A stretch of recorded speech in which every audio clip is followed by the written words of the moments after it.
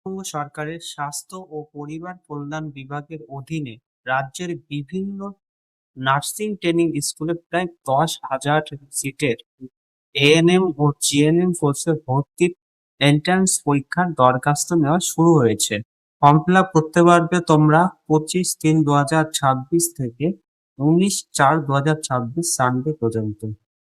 এবং যদি form fill up করতে গিয়ে কারোর ভুল হয়ে যায় তাহলে সেটি কারেকশন করতে পারবে 21/4/2026 থেকে 23/4/2026 পর্যন্ত।